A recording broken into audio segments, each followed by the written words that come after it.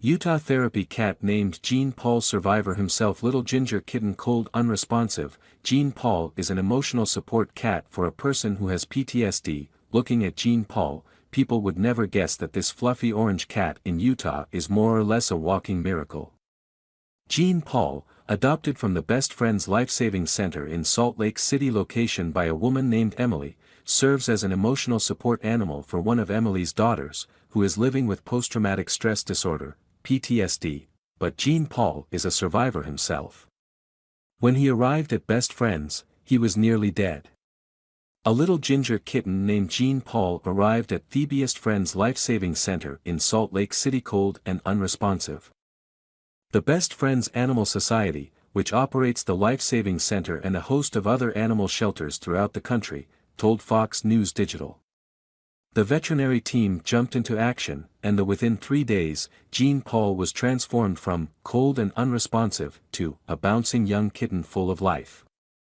After he was no longer in immediate danger, Jean Paul spent some time in a foster home before he was adopted just before Christmas 2022. In addition to becoming close to Emily and her daughters, Jean Paul is now the brother of a Shih Tzu named Knox. He loves to bounce around and cuddle with his new canine sibling, Best Friends Animal Society told Fox News Digital. Emily, Jean Paul's adopter, told Fox News Digital that when he first arrived at her house, he was timid and kind of got pushed around a lot by Knox. Emily took in Jean Paul in part because of the cat's background, explaining, "We did want a kitten who had also been through some trauma, like us.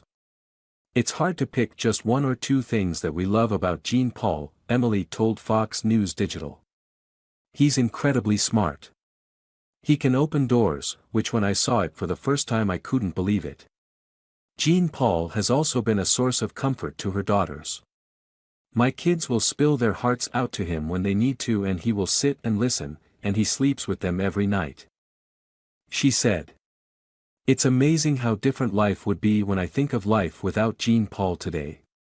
Jean Paul's adoptive mom Emily, Jean Paul has taught my daughters responsibility, as they are in charge of the litter box and any other messes he makes, as well as feeding him," she said. "It's amazing how different life would be when I think of life without Jean Paul today. He has brought something I can't quite name to our family," she said.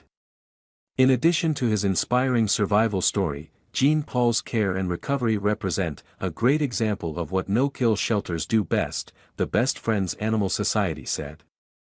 No-kill means saving every dog or cat in a shelter who can be saved. She said, even if they arrive at the shelter in extremely rough shape, like Jean Paul did. Had Jean Paul ended up in another shelter, he may have been killed simply for ending up in the wrong place at the wrong time, said the Best Friends Animal Society. The Best Friends Animal Society is working to end kill shelters in the United States by 2025.